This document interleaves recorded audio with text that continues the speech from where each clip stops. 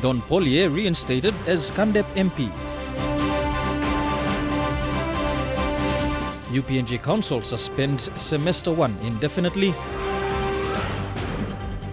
Central Bank celebrates legal tender through postage stamps. This is National MTV News with Mary Batulo. Good evening. Thank you for joining us for Tuesday's news. Former opposition leader Don Polye has been reinstated as Kandep Open member by Justice Terence Higgins in the Supreme Court this morning. Justice Higgins stayed the ruling of Justice Joseph Yagi on May the 2nd, which ruled the Kandep Open seat vacant, pending the counting of the 5 ballot boxes which were omitted by the returning officer. Mr. Polye's appeal for a judicial review at the Supreme Court into Justice Yagi's decision has been granted. Justice Higgins stayed the ruling of Justice Yagi, pending the judicial review at the Supreme Court. His Honor Justice Higgins has ruled that the Kandep people, the people of Kandep, must not be prejudiced. They must have a member of parliament on the floor, and the parliament session starts in the 31st, which is next Tuesday, and I'm happy that I will be able to represent my people again. On May 2, Justice Yagi made the ruling and ordered the Electoral Commission to conduct a recount within 30 days. 5 ballot boxes containing 3,248 ballot papers were omitted by the returning officer when Polye had reached the absolute majority. Luke Alfred Manasseh, who was the runner-up in 2012 to Polye, had sought 4 orders from the court, including the recounting of votes of the 5 boxes. 3 orders were earlier in favor of Polye. On May 3, Polye stepped down as the opposition leader and Kandep MP until his reinstatement today.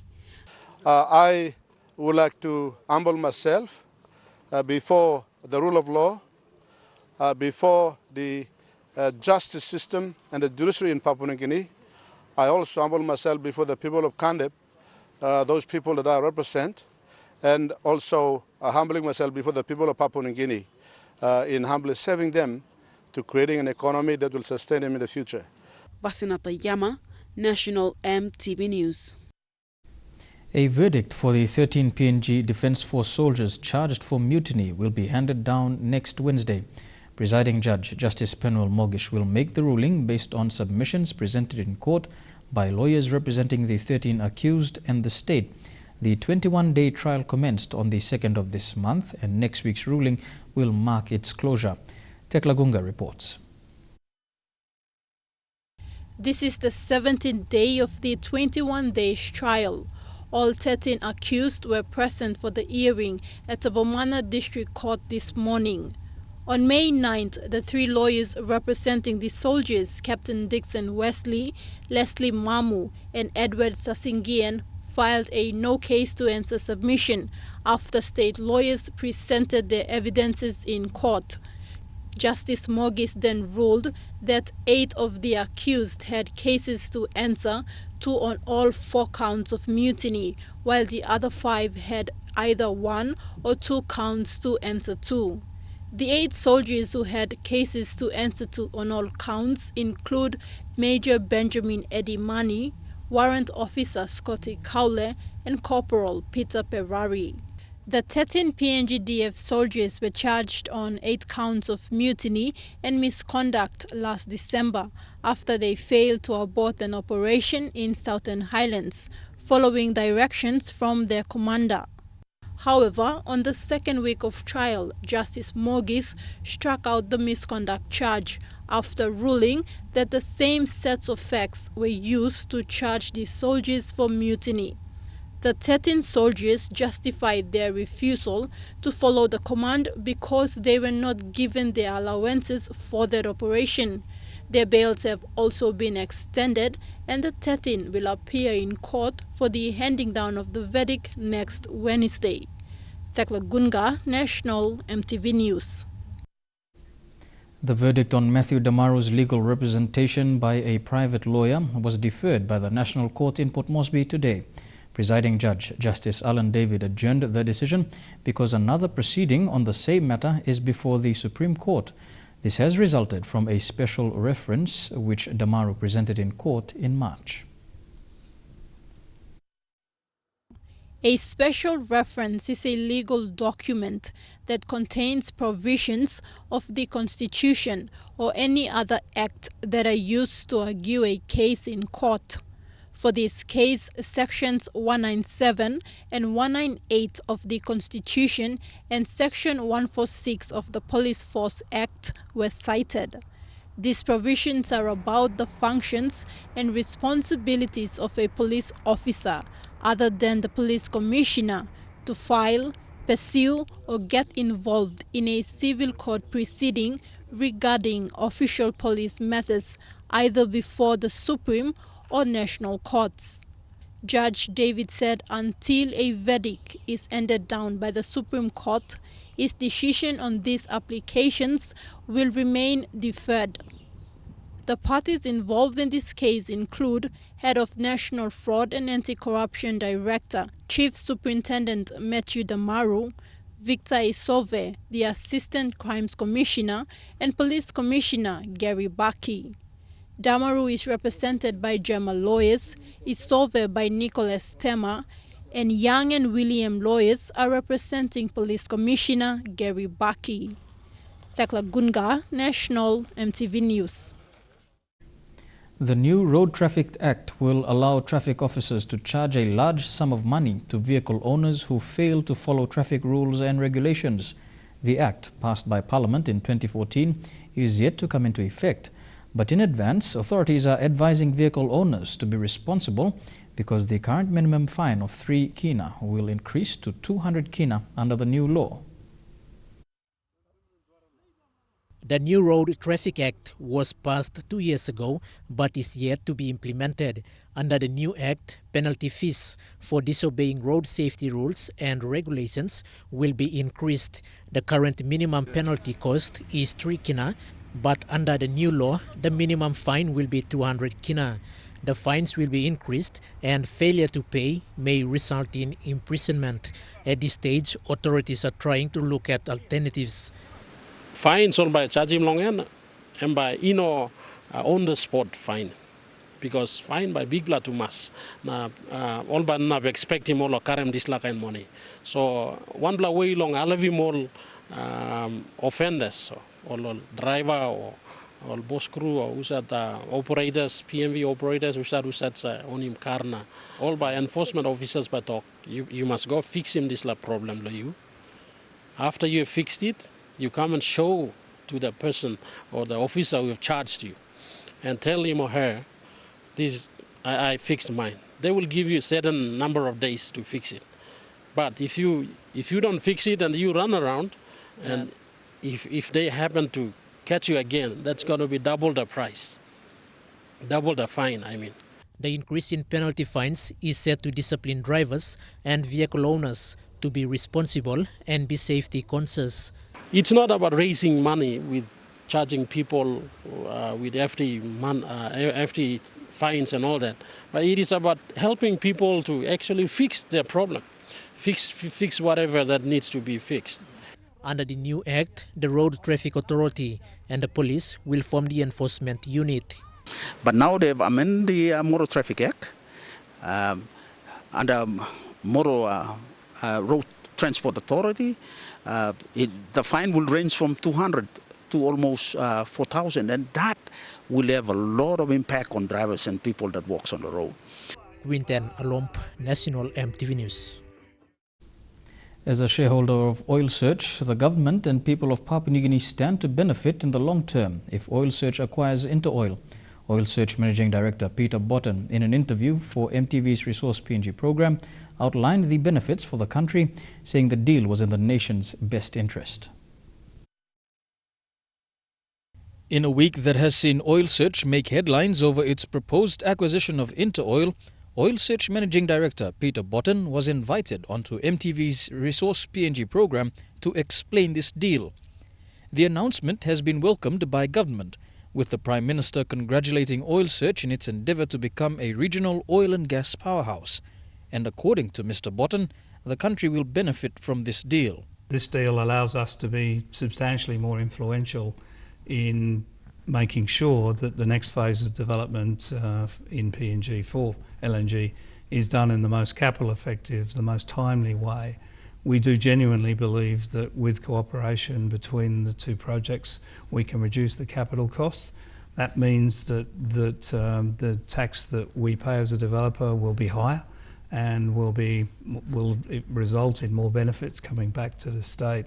That's just one aspect. We also believe that with cooperation we can accelerate development and address some of the economic needs through a large-scale investment in PNG, bringing jobs, bringing skills, in a similar way to how PNG LNG was back in 2010.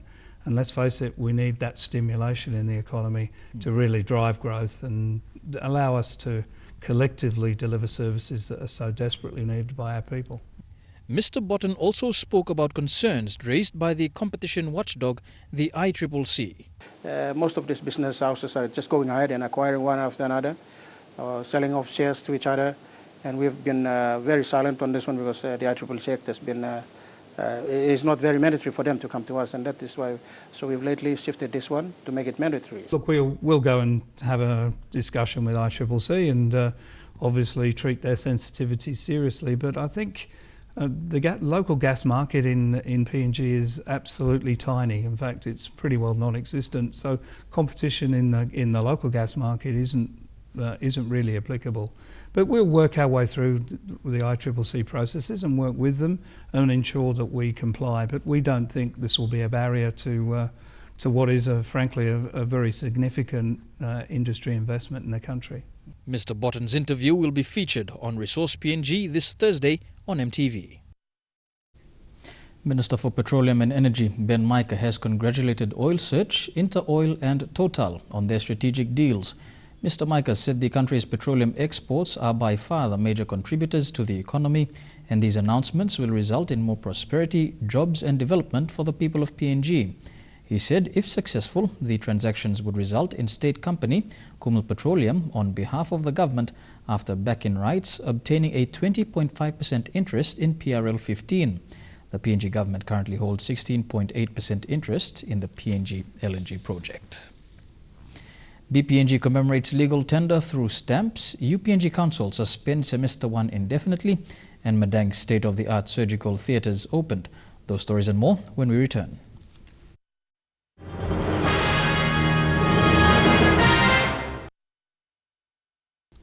Welcome back to the news. The United Nations Development Programme has acknowledged the important role of the media in driving sustainable development and improving people's lives. UNDP in PNG has therefore set out to organize a media club.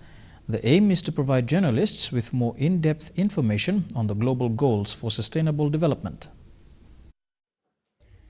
The UNDP Media Club is a dedicated meeting of media representatives and UNDP experts on a particular topic. The aim of the club is to also inform the media on the development issues UNDP and the government is working on.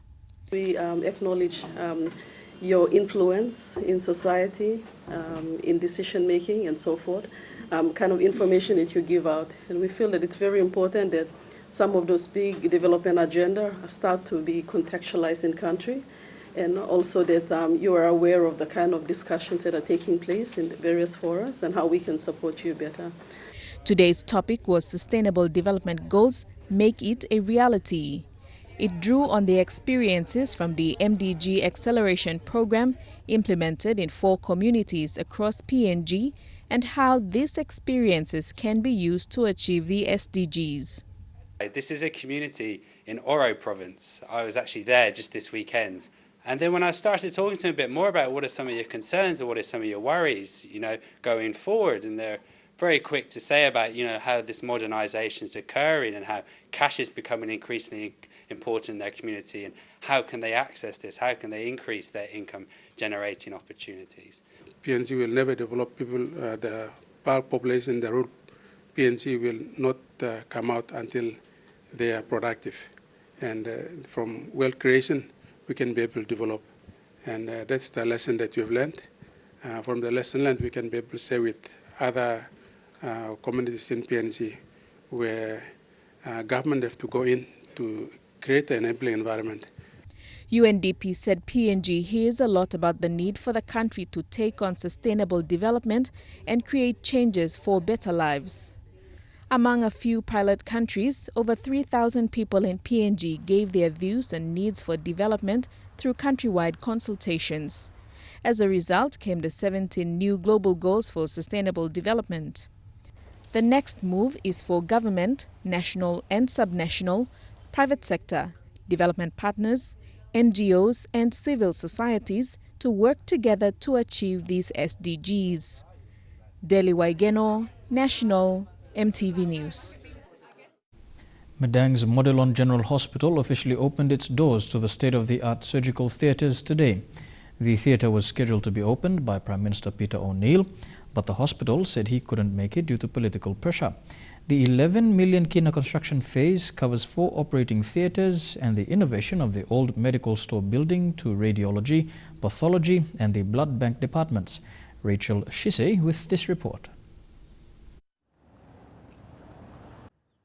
This new state-of-the-art building covers 4 theatres, the first in the country to do so, and the innovation of the old medical store into radiology, pathology and the blood bank departments, all with backup power and water systems and fire hydrants. This means patients do not have to travel overseas for these treatments. The hospital board chairman, Father Jan Juba, highlighted to the public that this development is the national government's project.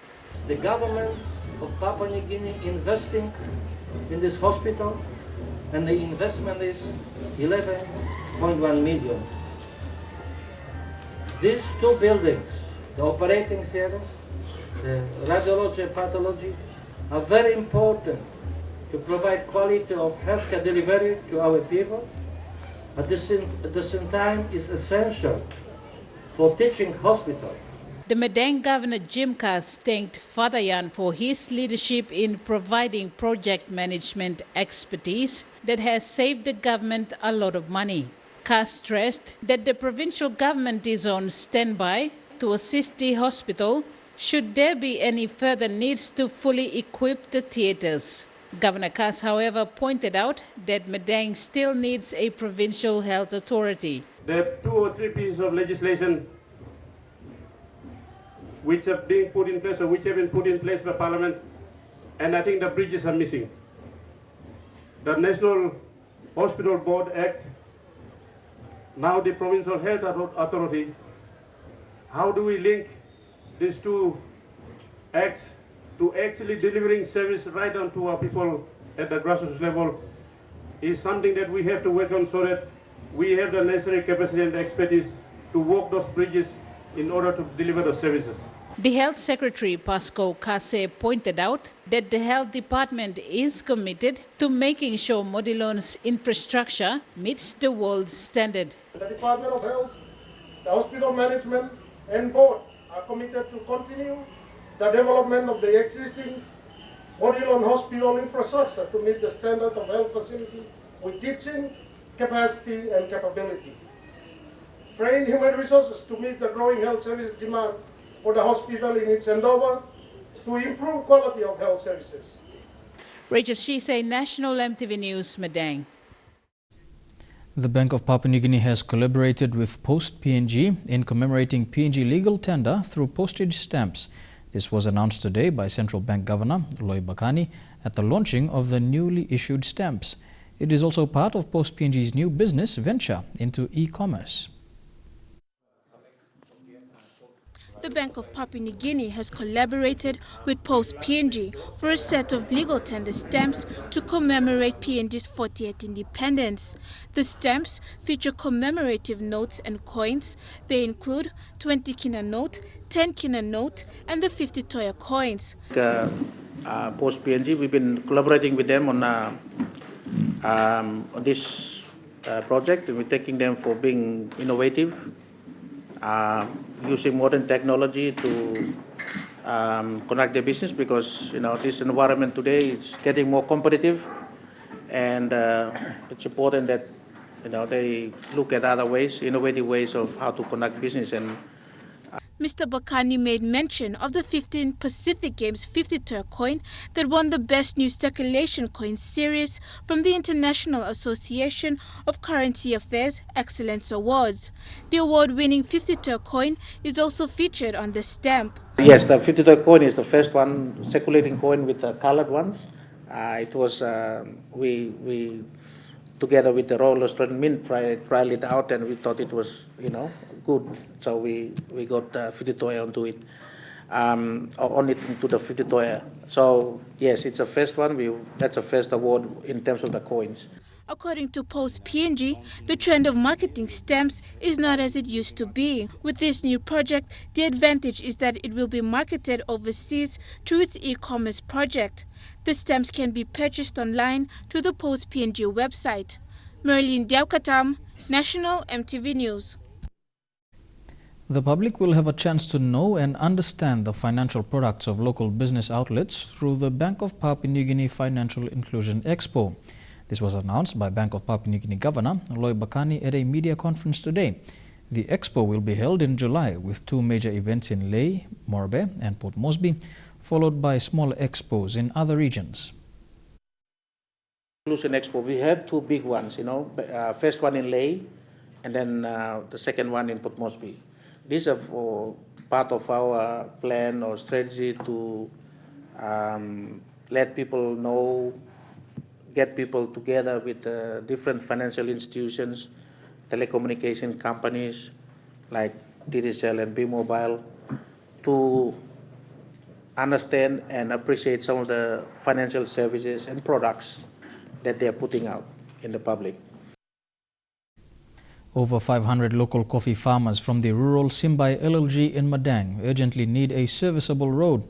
Although the villagers were grateful to the productive partnerships in agriculture projects intervention to rehabilitate their coffee gardens, road access remains an obstacle.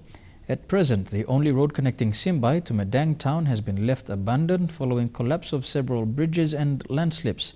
As a result, farmers walk for 2 days with 60-kilogram coffee bags to Lower Ramu in order to catch a motored canoe to Madang. Some are unable to even access their gardens, leaving them neglected. To the market report now, and the Kina opened unchanged at $0.3160 in the interbank market. At Bank South Pacific, your Kina was buying $0.3085 $0.4240 Australian dollars, $0.2720 euro, and 33.48 Japanese yen. Looking at commodity prices at New York close, cocoa closed higher, while gold and coffee closed lower, while copper closed the day unchanged. Crude oil and copper closed lower, while palm oil closed the day higher. And on the stock markets, the Dow Jones closed at 8 points lower, the ASX closed 14 points lower, and the All Ordinaries closed 15 points lower. National MTV News continues after the break. Be watching for updates from UPNG. Stay with us.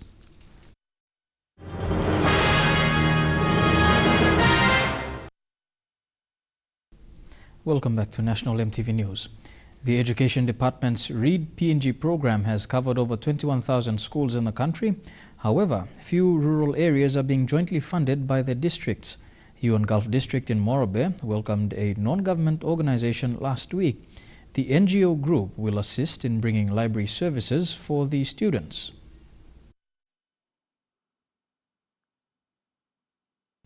The Education Department's Read PNG program, introduced in 2011, has not seen much development in schools in Morobe. Yuan Gulf District in Morobe has supported a non-governmental organization to support this reading program at a rural school.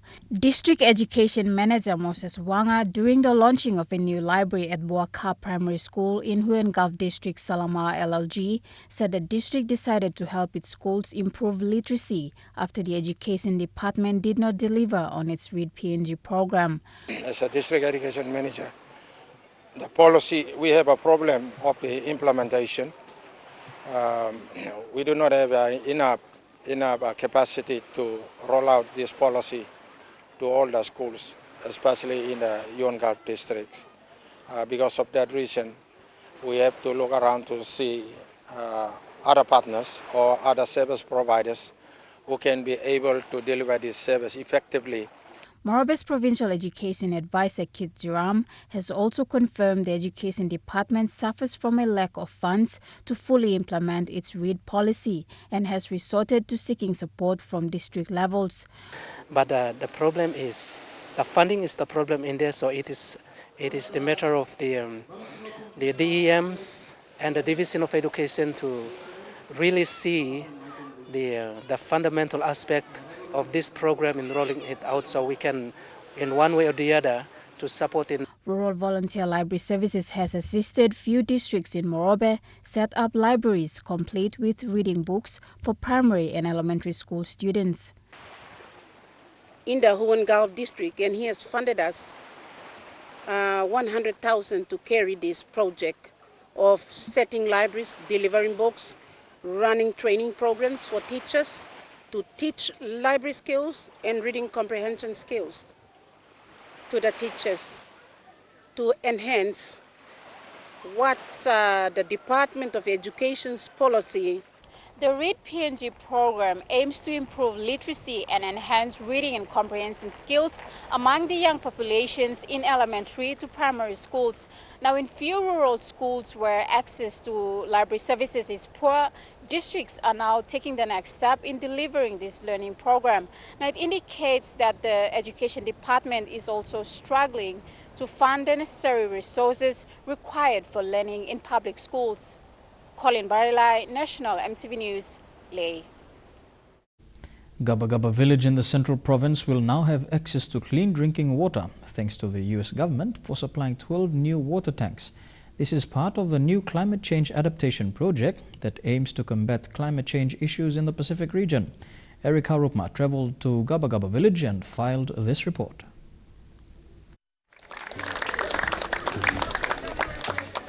U.S. Ambassador Catherine Abbott Gray and delegates received a rousing welcome by villagers during the launching ceremony. This coastal community adaptation project is the positive outcome of the United States public-private partnership with PNG government through the Climate Change Development Authority. Papua New Guinea Climate Change Development Authority Director for Adaptation and Projects Jacob Ekini said the government of Papua New Guinea is committed to addressing climate change issues. The people of PNG have benefited considerably, either directly or indirectly, through these programs. The recent installation of water supply tanks in the village funded by the US government is part of rainwater catchment system in the community supported by the PNG government. Pillar 5 of Vision 2050 clearly articulates the government's ambition to promote environment sustainability by combating climate change. Over the years, water security has been a challenge for the community due to salt water intrusion and prolonged droughts. Realizing this risk, the US government has come to aid with 12 water tanks.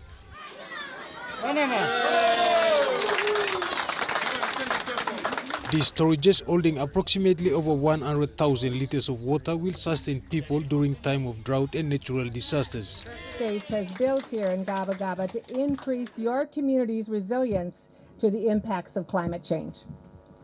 As you are so well aware, climate change is affecting countries all over the world, and communities like yours here in the Pacific are the hardest hit. The USAID and CCAP programs will continue to provide resilient measures in coastal communities vulnerable to impacts of natural disasters. Village Councillor Donald Agorobe, on behalf of the community, thanked the US government for initiating this important project in the village. And we can assure you that we will take care of the tanks that you supplied us. Eric Arupman, National MTV News. Turning overseas now, and Philippine President-elect Rodrigo Duterte says he will defy the Roman Catholic Church and seek to impose a three-child policy. This has put him on a new collision course with the bishops a day after calling them controversial names. The Southern mayor has yet to be declared the May 9 poll winner, but an unofficial vote count by an election commission-accredited watchdog showed him ahead over his four rivals, three of whom conceded defeat. Duterte assumes office on June 30th. Duterte's often outrageous comments have won him huge support, and his tirades about killing criminals and a joke about a murdered rape victim do not appear to have dented his popularity in the largely Catholic country. Duterte said on Sunday in Davao City he was a Christian, but he only wanted 3 children per family. After on Saturday, he said he would defy the opinion of the church. About 80% of the Philippines' 100 million population are Roman Catholics, the largest concentration of any Asian country who oppose abortion and contraception. Merlin Diaukatam, MTV World News. Colombian military and police forces are searching for a 59-year-old Spanish journalist who disappeared while reporting a story in the Norte de Santander province of the country. Military sources and local media feared Salud Hernandez Mora, who has worked in the country for almost 2 decades, could be in the custody of Marxist rebels operating in the area. The Colombian government would not say whether the case was a kidnapping and called it a possible disappearance. Hernandez, a journalist with Spain's El Mundo and local newspapers, was last seen on Saturday in the town of El Tara in the northeastern province along the border with Venezuela, the ministry said in a statement on Sunday. The armed forces and the police are working with local authorities and intelligence officials to find Hernandez, according to the Defense Ministry and President Juan Manuel Santos.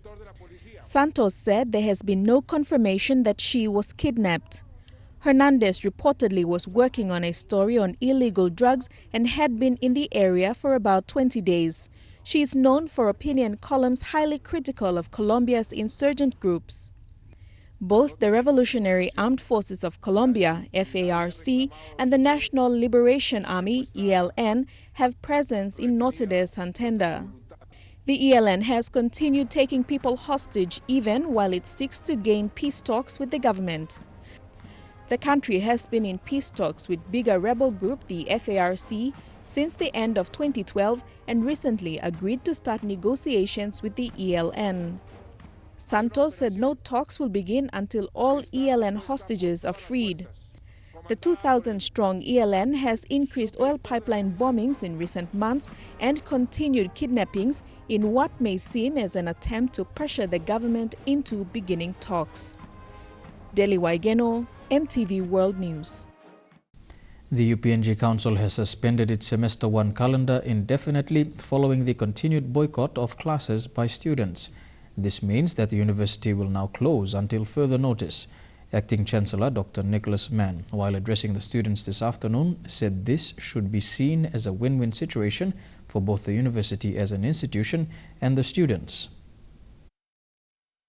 Dr. Mann said it is important that the student and especially the parents understand that this is not a termination of the academic year, but a suspension of Semester 1. Conditions of this suspension are that students now have 48 hours from the date of this announcement to vacate the university premises, and all supporting amenities such as the mess will be closed as well. This announcement did not go down well with the students. Deliberation were based on the extreme urgency to afford all students their democratic and constitutional right to attend classes and to achieve their primary goal for attending the University of Papua New Guinea, to gain a degree or diploma in whatever case it may be, in their chosen academic programs and begin their career in society. The students said after this announcement that their airfares should be paid for and that they should be reimbursed their tuition fees. There will be no refund because university is not closed the academic year. It is suspended. If you refund now, you come back, we will collect again. No. You suspend the academic semester. All it is saying is that we will wait for a period until normalcy is restored. This normalcy includes the environment where business is conducted and also the state of mind. Remember that academic development requires peace in the mind. academic staff right now, they are not at peace in the mind. Students are also not peace in the mind to absorb. Out of a 16-week semester, which comprised of 13 weeks of lectures, 1 week of study break and 2 weeks of exams, the university was able to cover 10 weeks of lectures before the boycott started. The university's administration will now have to work out how to salvage semester 1 and ensure that the rest of the academic year is not compromised. The lifting of the suspension, however, will be the decision of the council when they feel that normalcy has returned to the campus. At the moment, they say they will use this break in the academic calendar as a breather to plan their next steps. Sarah Aupong, National EMTV News. The announcement of the suspension of semester 1 has not dampened the spirit of UPNG students to pursue their cause. Responding to the council's decision, SRC President Kenneth Rappa said they will not back down from their call to see the Prime Minister step down from office and will take this cause to their respective provinces. The students were supported today by the National Doctors Association, who have pledged to take on their fight. SRC President Kenneth Rappa said in response to the announcement that they will pursue the matter in court as they are fighting for the good of the nation. If UPNG goes on, I will write PNC is not welcome in Enga. We are tired of corruption. We are tired of inferiority. We are tired of suppression. He appealed to the students to behave within the 48 hours they have been given to vacate the premises, but he reiterated that if and when they go home, they will ensure that they will continue their campaign. We don't regret one bit of what we did. If we can represent our 8 million people, the silent majority, and even we can represent the people who are very afraid of speaking the truth. At the Forum Square today was the Secretary of the National Doctors Association, Dr. Sam Yokopua, who said the NDA will be supporting the students' fight. We are meeting tomorrow and we will take on the government and take on your fight, on your behalf, so that your government. The support comes with financial assistance to publish the students' petition in the 2 dailies as a paid advertisement. Sarah Aupong, National EMTV News. Women leaders representing parents of UPNG students are calling on the UPNG Council to reverse its decision to suspend semester 1. They said the suspension will affect the academic welfare of university students. That have been made by the government, or let's say by the management team of University of Papua New Guinea, the council, of shutting down the University of UPNG today, it may have also affected the other 2 universities. The Prime Minister, I'd like to challenge the government, and I'd like to challenge the students, is this. The statement that was made, as we all recall, by John F. Kennedy was, don't ask what the country can do for you, but what you can do for the country. I mean, that has already been shared by my 2 sisters, and that is to say that what we are calling for is responsible government to use their God-given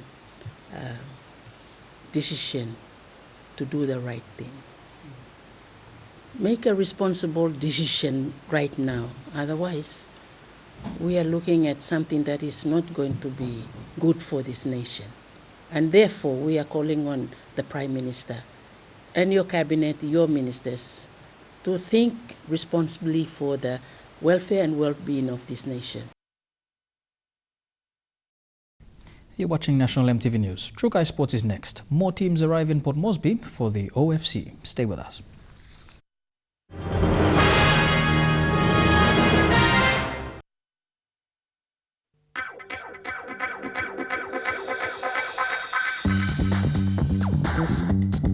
Trukai Sports.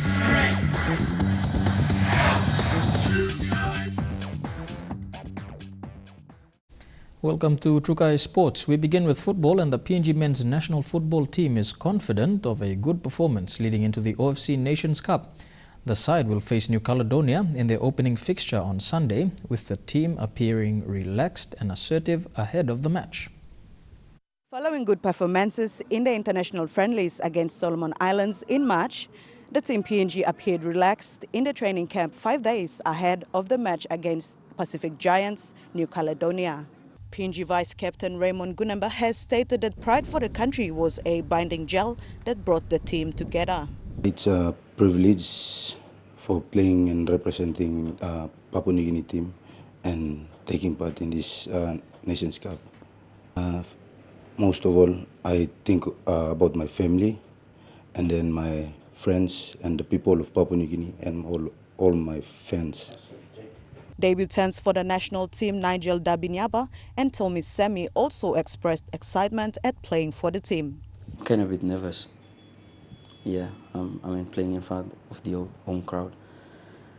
And I know I'll put up a good performance for the crowd and playing for my family and my country as well. The feeling is I want to win and make my family and my people in Papua New Guinea happy and proud to be proud to who we are.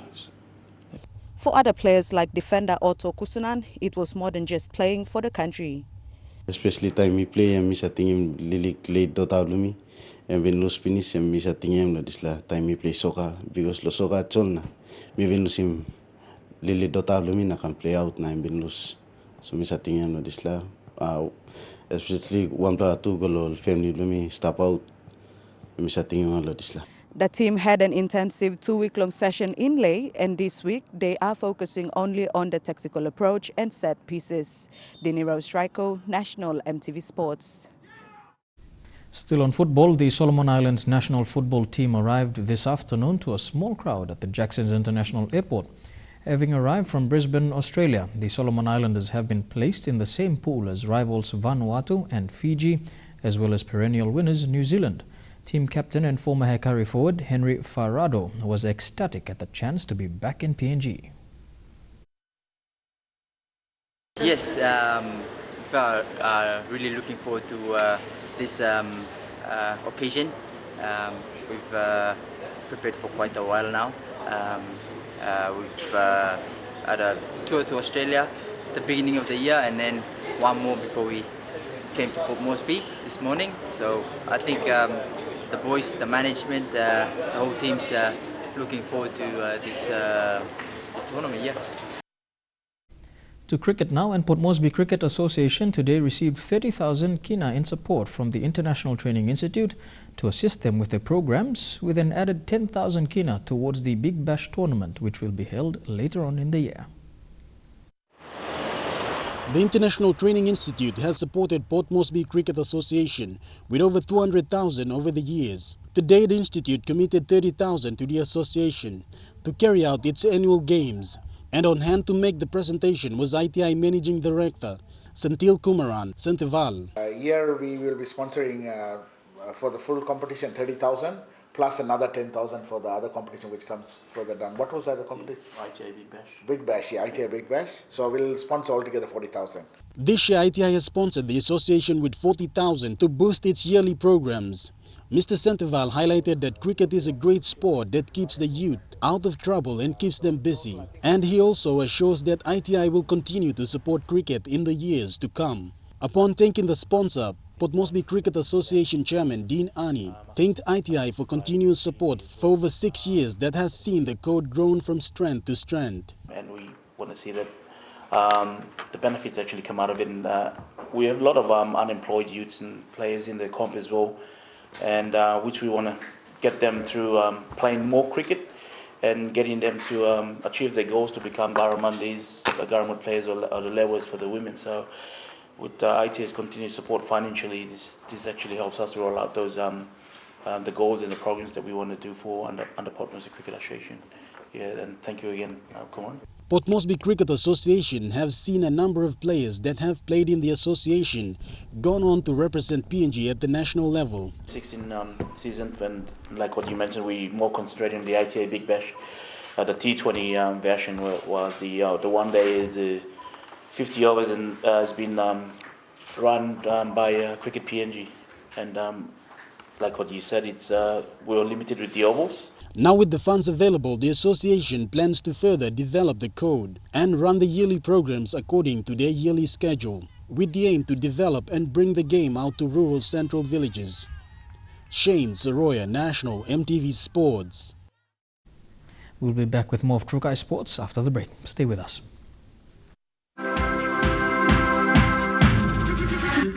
Trukai Sports. Welcome back to Trukai Sports. SPPNG Hunters assistant coach Nigel Hukala has announced their team for this weekend's clash against the Ipswich Jets. He named an extended 20-man squad to face the defending premiers this weekend in Brisbane. Assistant coach Hukala announced that winger Justin Olam will make a return to the squad after a short illness. He missed out on last week's clash against the Central Queensland Capras. Today's session was a light session, so it was going through some of the core skills stuff again, a little bit of agility work and that. So he managed to get through that session. I think he's recovering, and I think he himself is looking forward to this coming weekend. So again, it's all a process. He's sick and will go get assessed during the course of the week. The 20-man squad also includes Tuvi Lapan and Philemon Kimisive and an extended bench of Benjamin Hetra, Edward Goma and Enoch Maki. They've really proved themselves over the short time that they've been with the Hunters. Philemon, obviously we know the capabilities of Philemon. He's played Prime Minister's 13 and we've seen what's in store for us. I guess a little bit more experience, a little bit more time in their role play in the different positions that they have with the Digicel Cup teams, and also warming to the expectations here at the Hunters. They'll obviously get their go again. Meanwhile, halfback Watson Boas is recovering from his injury and will therefore miss the next 2 rounds. He's got another 2 weeks or so. He's been out for about a week, so he's looking good at the moment. He trained with the team today. Our reports from our physios tell us that he's got another 2 weeks or so. So we won't push him too much. We will go with the medical people and what they say. The team flies out on Saturday for Brisbane for the Sunday match at 1:40 p.m. at Ipswich Reserve. Elijah Levet, National EMTV Sports. To the NRL, and the New South Wales Blues have announced their team to take on the Queensland Maroons next week Wednesday in the first State of Origin match of this year. Starting at fullback and making his debut is Penrith Panthers fullback Matt Moylan. Josh Mansour, Rabbitohs number 7 Adam Reynolds and Manly's Dylan Walker have been named and are expected to make an appearance in the Blues' final 17-man squad. Also included in the extended squad is St. George Illawarra's Tyson Frizzell and Josh Morris. Roosters' Blake Ferguson, James Maloney and Andrew Fifita from Cronulla and Titans' Greg Bird have all earned Origin spots. Moylan will don the New South Wales number 1 jumper with Josh Dugan shifting to the centres where he will partner Parramatta's Michael Jennings. Bird is expected to lock the scrum as skipper Paul Garland shifts to the front row in what will be his final Origin series, with James Tamo and David Clemmer strengthening the pack from the bench. Dugan and Robbie Farah will both go into camp with injury concerns, though neither is in doubt for the series opener. Elijah Levet, National EMTV Sports. And that ends Trukai Sports. Up next, the weather details for the next 24 hours. Trukai Sports.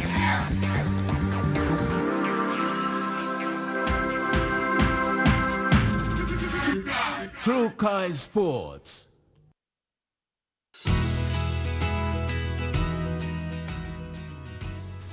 A look at the weather forecast for the next 24 hours in the southern region. It's a wet 24 hours all over the region.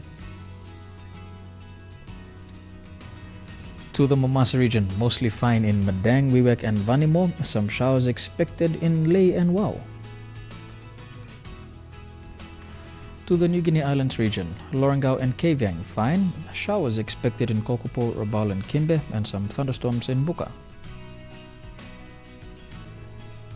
And to the Highlands region, Mount Hagen, Goroka, Kundiawa, Mendi and Wabeg, some showers with morning fog. Before we go, recapping our main stories for tonight. Don Polye reinstated as Kandep MP. UPNG Council suspends Semester 1 indefinitely. And Central Bank celebrates legal tender through postage stamps. And that's the news, sports and weather for today. On behalf of the EMTV News team, I'm Merabatulo. Pleasant viewing. Good night.